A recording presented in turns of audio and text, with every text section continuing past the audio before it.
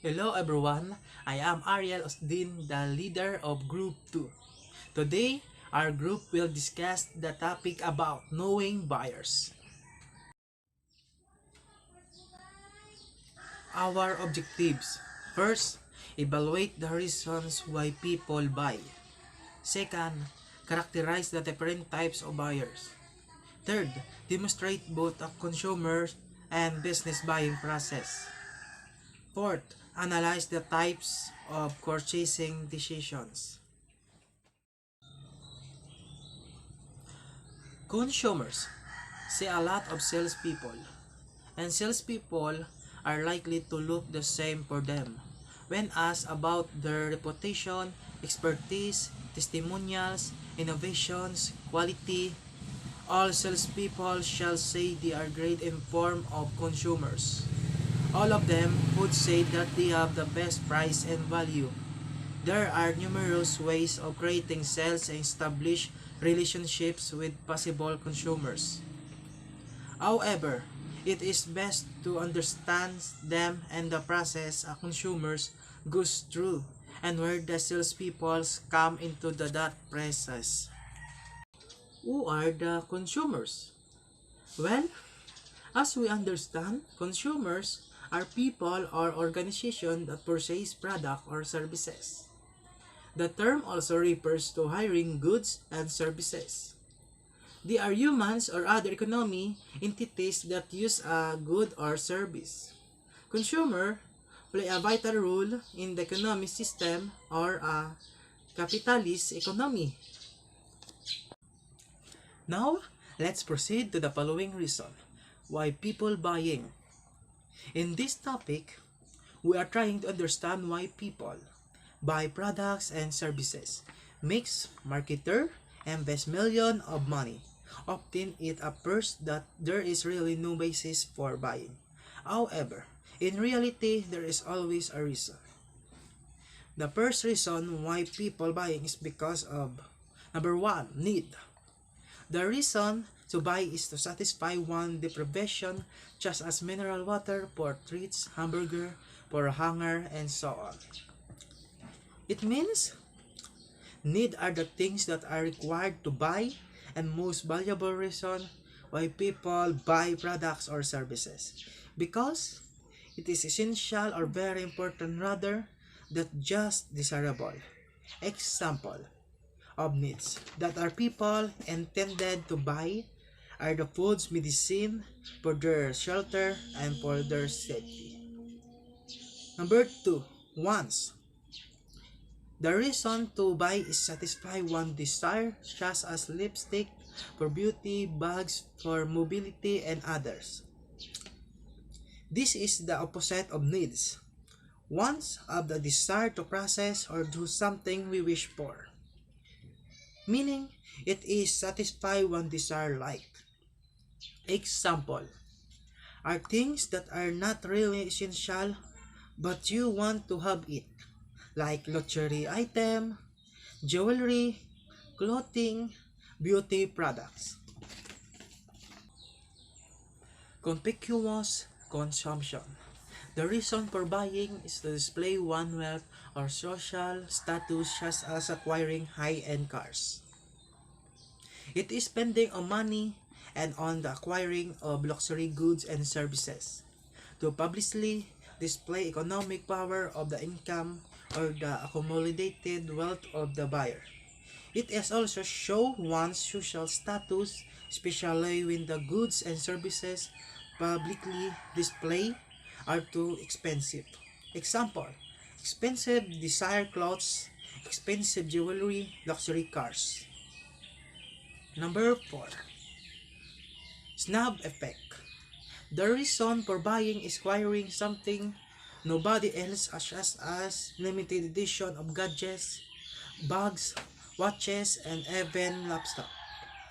Meaning in this snub effect, the good usually have a highly economic value but low practical value. The less of an item available, the higher in snub value. It is the reason why people buy because not all can afford to have. Example, rare works of art, design clothing, and sport car. Bandwagon effect.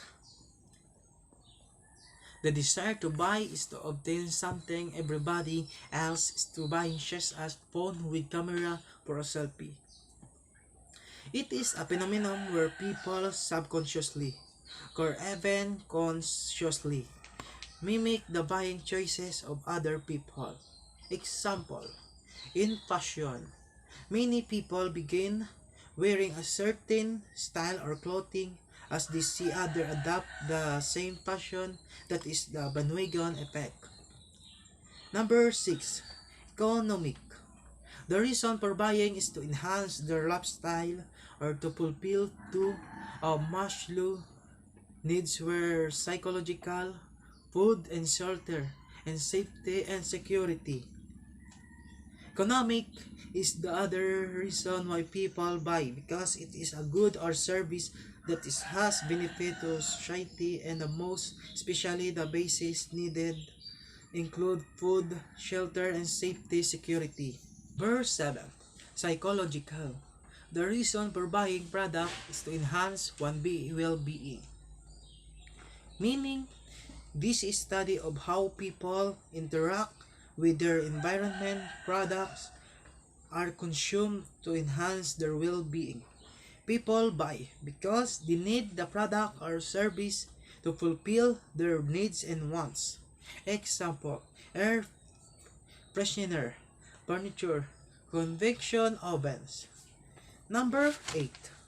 Sociological. The reason for buying is the need to consume products that will appeal to their chosen groups. For instance, a consumer wants to join a basketball team would have to purchase the proper clothing and accessories. The study of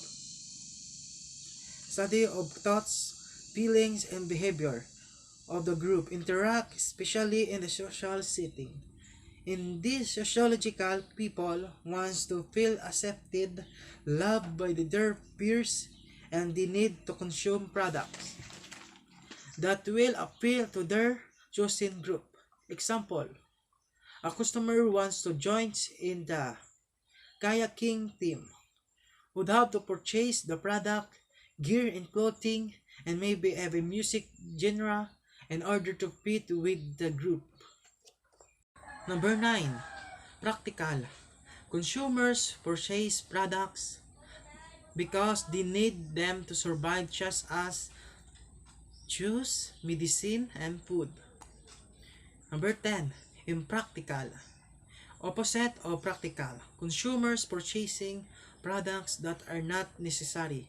Example, expensive bags, jewelry, etc. Number 11. Rational. Consumers purchase products are made with logical thoughts out reasonings. Number 12. Irrational.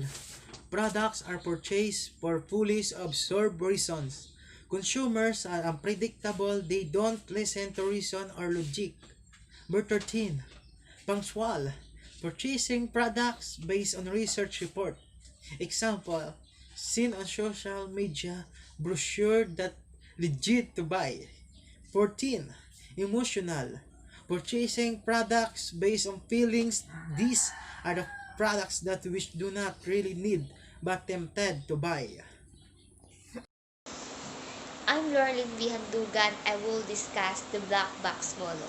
The black box model, or specifically a black box financial model, a catch-all term used to describe a computer program designed to transform various data into useful investment strategies. The black box model consists of two posts, the characteristics and the buyer's decision process. The buyer's decision-making process. The first step of the buyer decision process is the need recognition. Here, the consumer recognizes a need or problem and feels a difference between the actual state and some desired state. They try to find goods for satisfying such needs. This leads to the second stage of searching for information about the product. The consumer tries to find out as much as possible about the product's available brands.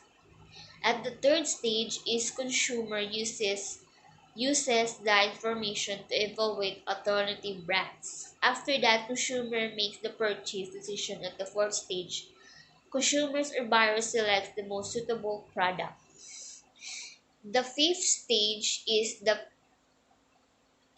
post-purchase evaluation, and it is the most important one. Depending on the level of satisfaction or dissatisfaction, the consumer will become a loyal consumer or actively avoid the brand and tells others to do so via online reviews and word of mouth.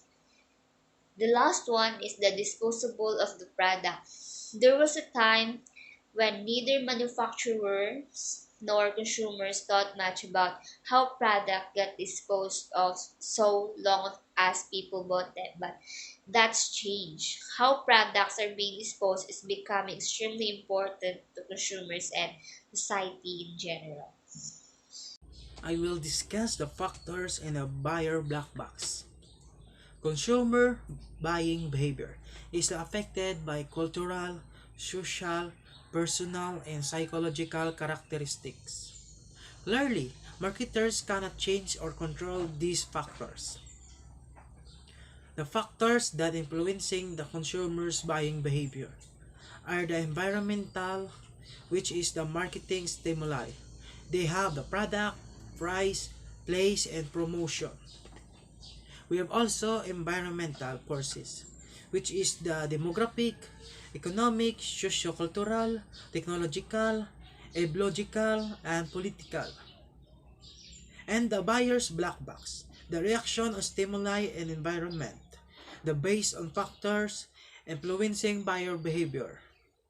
And lastly, the buyer responses, they have the buying attitude and preferences, purchase behavior, which is the want, when, where, and how much, and branch and company relationship behavior.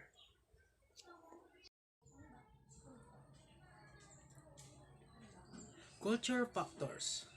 Culture is the software of mind. Simply, it is the set of basic values, perceptions, and behaviors that distinguish one group from other. Meaning, culture as the ability to define a group of people. Culture tends to point to large groups of people, a certain geographical area. And we have the culture factor, the subculture, and social class. Subculture. Each culture consists of several smaller subcultures. It can be nationalities, religion, but also geographic regions. Subculture is a group within the culture that differs from the general consensus. They have a unique set of beliefs and values that don't necessarily align with the wider culture. Social class. Social class exists in early event society, meaning social class are the hierarchical groupings of individuals that are usually based on wealth, educational attainment, occupation, income, or membership.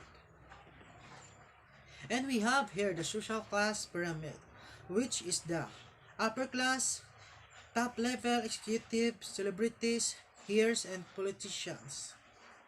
Lower upper class, inventors, business ventures. Upper middle class, highly educated professional and middle management. Lower class, semi-professional with average standard of. Working class, blue collar and workers with a low job security, highly risk of poverty. Upper lower class, lower income family. Lower class, rely on government transfer, occupy poorly paid jobs. Social factors. Humans are social beings and they live around many people. who influence their buying behavior. Humans try to be imitate other humans and also wish to be socially accepted in the society. The buyer black box is greatly influenced by social characteristics such as reference group, family, and rules and status. Reference group Reference groups influence a buyer's behavior. It's a group of people with a person associate himself. Generally, all the people in the reference group have common buying behavior and influence each other. Number 2, family. Families strongly influence the buyer black box. Plays a significant role in shaping the buying behavior of a person. A person develops preferences from his childhood, but by watching family buy products and continues to buy the same products even when they grow up. For instance, the husband and wife relationship and involvement may greatly affect an individual buying behavior. However, as children can have strong influence on family buying behavior. Number 3, rules and status. This rule refers to the activities that each carries a certain status and that reflects the general esteem given to it by society. A person is influenced by the rule that he hold in its society. If a person it is a high position, his buying behavior will be influenced largely by status. A staff manager of a big international organization can give a Mercedes-Benz. Example, a person who is CEO in a company will buy according to his status, while a staff or an employee of the same company will have different buying pattern. Personal factors. Personal factors are personal to consumers influence their buying behavior. These personal factors differ from person to person, thereby producing different perceptions and consumer behavior. Some of the personal factors are age and life cycle stage, occupation, economic situation, lifestyle, personality. So, first I will discuss life cycle stage. People do not buy the same good over their lifetime. Age is a major factor that influence buying behavior. The buying choices of youth differ from that of middle-aged people. Elderly people have a totally different buying behavior.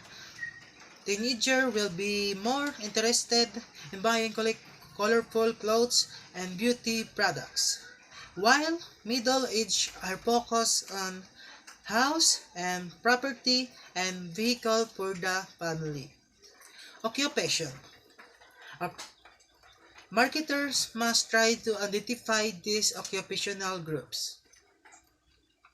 Example, blue-collar workers will tend to buy more rugs clothes for work. On the contrary, executive will prefer business suite. A person tends to buy things that are appropriate to his/her profession. Example, doctor would buy clothes according to this profession, while a profession will have different buying pattern. Number 3, economic situation. It will affect its product and store choices. For instance, personal income, savings, and other factors influence what a buyer will purchase, where, when, and how much. It will affect its product and store choices. For example, you have a high salary and incomes. It gives more opportunity to you to spend on luxurious products and stores. If you have only low salary or income will spend on basic needs, just as groceries and clothes for survival. Lifestyle refers to a person's pattern of living. This pattern it be expressed in the person activities, interests, and opinion, the so-called AIQ dimension. This is a just attitude. The buying behavior is highly influenced by lifestyle of a customer. Example, of a customer leads a healthy lifestyle, then the products he buy will relate to a healthy alternative to junk foods. Number 5. Personality means nothing else the unique by psychological characteristics distinguish one person's from another. Every individual has his her own characteristic personality. Traits which reflect his her buying behavior. Example, a fitness freak would always look for fitness equipment, whereas a music lover would heavily spend on musical instruments, CDs, concert, and musical shows. Psychological factors. Human psychology is a major determinant of consumer behavior. These factors are difficulty to measure but are powerful enough to influence a buying decision. Some of the important psychological factors are motivation, perception, learning, beliefs, and attitude. When we say motivation, motives are what drives a person toward a certain action. Motives are needs that are sufficiently pressing to direct the person to seek fulfillment of a need. When a person is motivated enough, it influences the buying behavior of the person. Number 2, perception. Every person has an individual picture of the world. People have different perception of the same stimulus. Consumers' perception is a process where a consumer collects information about a product and interprets the information to make meaningful image about a particular product. When a consumer sees advertisements, promotion, customers, reviews, social media, feedbacks relating to a product, consumers' perception becomes a great influence buying decision of consumers. Number 3, learnings. Every time a person acts, he learns. This means a change in his behavior arising from experience. Example, driving a Mercedes-Benz is rewarding, so the next time a consumer buy a car, he will buy Mercedes-Benz. When it means a person buy a products, she gets to learn something more about the product. Consumers learning depends on skills knowledge. The consumers apply Go. skills the consumers will apply is knowledge. Skills to find satisfaction and a solution from the product that he buys. Number 4, beliefs and attitudes. Marketers should concentrate on trying to its products into existing attitudes instead of attempting to change them. Consumers have certain attitudes and beliefs which influence the buying decision of a consumers. The attitude plays a significant role in defending the brand image of the product. Types of buyers. The first is the analytical buyer. The analytical buyer are only indecisive when they still don't have all the information they want in order to make an informed decision. The second one is the amiable buyer. It is a very patient and well-balanced individual. They're quiet but witty. They're, they're very sympathetic, kind, and inoffensive. Amiables do not like to offend people. The third is the expressive buyer, has the ability to inspire others. And the last one is the driver buyer. Drivers are willing to take the risk even if the cost of failure, as in their eyes in action, is much worse than a one-time mistake. Now, let's proceed to the buying process. Buying process is a sequence of steps that a consumer takes while making a purchasing decision. Here are the 6 stages of a consumer buying process. The first stage is problem or need recognition. In this stage, we need to identify or recognize the unfulfilled need. Before a purchase can ever take place, the customer must have a reason to believe that what they want, where they want to be, or how they perceive themselves or a situation is different from where they actually are. The second stage is information search. Once a problem is recognized, the customer search process begins. They know there is an issue and they're looking for a solution. The third stage is evaluation of alternatives. Just because you stand out among the competition doesn't mean a customer will absolutely purchase your product or service. In fact, customers want to be sure they've done through research prior to making a purchase. Because of this, even though they may be sure or of what they want, they still want to compare their options to ensure their decision is the right one. And the fourth stage is purchase decision. At this point, the customer has explored multiple options. They understand pricing and payment options. The fifth stage is purchase. A need has been created, research has been completed, and the customer has decided to make a purchase. All the stages that lead to a conversion have been finished. However, this doesn't mean it is a sure thing. A consumer could still be lost. If the purchase process is too difficult, customers and therefore revenue can be easily lost. And the last one is the sixth stage, is post-purchase use and evaluation of product. After a purchase is made, it's inevitable that the customer must decide whether they are satisfied with the decision that was made or not. They evaluate. Business buying process. Number one is a problem recognition. A certain problem is recognized by someone in the organization.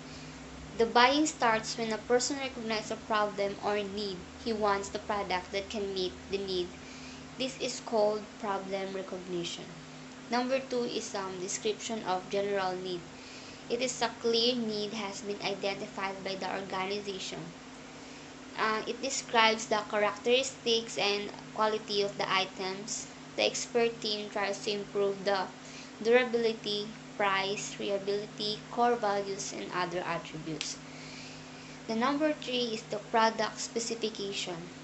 Detailed list of technical specification of the desired product. It is the cost reduction. It is important issue in this product specification. Number four is the supplier search. Searches the supplier in order to make a purchase with the best one. In this stage, a buyer wants the best supplier. Today, internet technology brings a revolutionary change in finding any information. Number five is the proposal solicitation. Suppliers are asked to submit the proposals, examples, catalog, or a written proposals. Some suppliers offer their sample of the product to the buyer. If the product is expensive, then the suppliers show a presentation of their product. Number 6 is supplier selection. The, the final supplier is selected from the list of potential suppliers. Here, buyer reviews the supplier proposals and select the best one among them. Then the buyer rates all suppliers and choose the best one. Number 7. Number 7 is the order routine specification. The order routine specification are prepared which contains the order of having final list of the specification, the selected suppliers, delivery time, quantity required, price, and repair and maintenance service, etc. In this business buying process, the buyer prepares a formal order for the chosen suppliers. It is known as an order routine specification. And the last is the performance review. The performance review helps the buyer to take any decision to continue the business or modify or drop.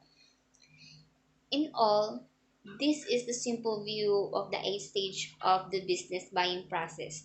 However, the real process is much more complex than this one.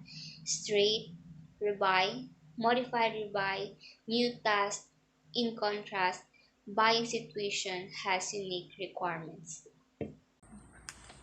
Selling process from salespeople's perspective.